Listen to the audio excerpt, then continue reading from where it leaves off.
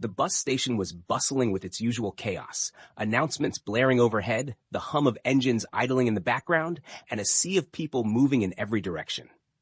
Amid the noise and movement, Emma sat quietly on a cold metal bench, scrolling through her phone and waiting for her bus to arrive.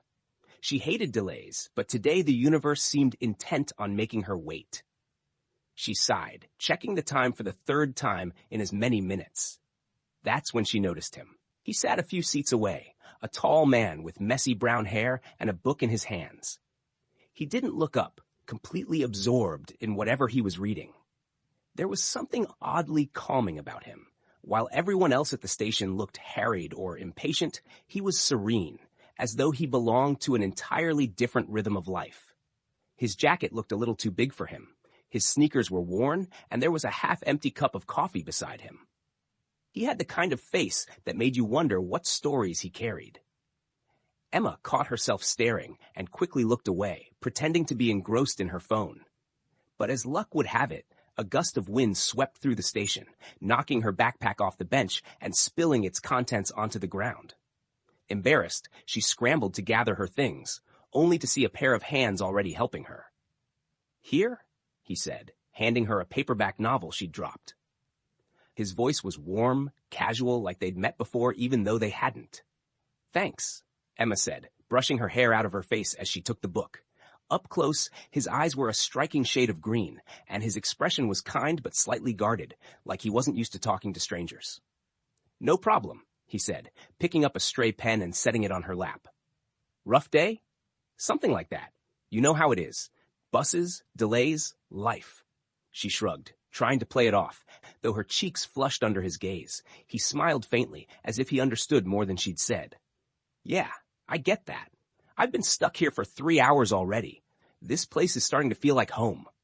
Emma laughed softly. 3 hours? That's impressive. Most people would have lost their minds by now. "Well," he said, holding up the book in his hand, "good company helps."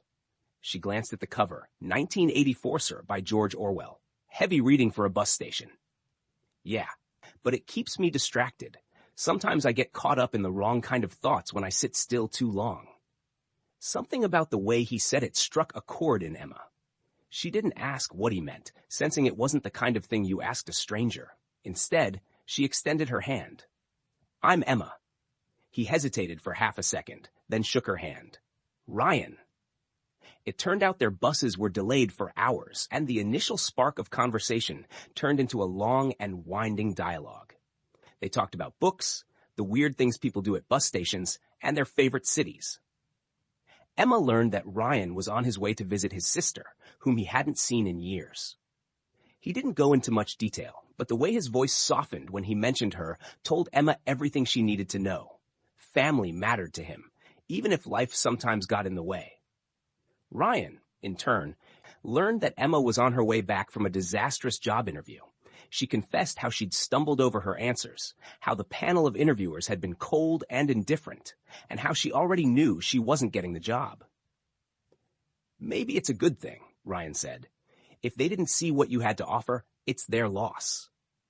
Emma tilted her head, surprised. "You don't even know me. How do you know I had anything to offer?" "I can tell," he said simply, and there was no trace of doubt in his voice. By the time Emma's bus finally arrived, it felt too soon. She stood hesitantly by the door, her ticket in hand, not sure what to say. Ryan stood a few feet away, his hands in his pockets, looking as though he wanted to say something, but wasn't sure if he should. "Maybe I'll see you around?" Emma offered, half hoping he'd ask for her number. "Yeah," he said, his smile small but genuine. "Maybe." And then, just like that, she was gone.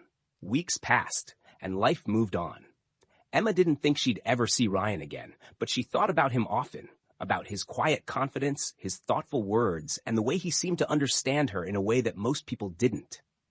She found herself visiting the same bus station more often than necessary, hoping she might run into him again.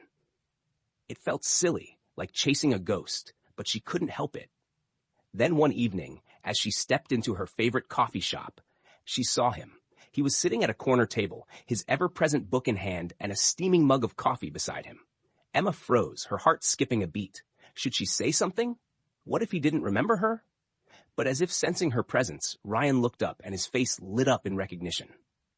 Emma, she smiled, walking over to his table. Hey, stranger, fancy seeing you here. I could say the same, he said, motioning for her to sit. What are the odds? They fell into conversation as easily as they had the first time, and before Emma knew it, hours had passed. That night, as they walked out of the coffee shop together, Ryan finally asked for her number. From there, their friendship grew. They met often, sometimes for coffee, sometimes just to wander through the city and talk. Ryan opened up slowly, telling Emma about the struggles he'd faced after losing his parents, the loneliness he carried, and how he was still trying to figure out his place in the world.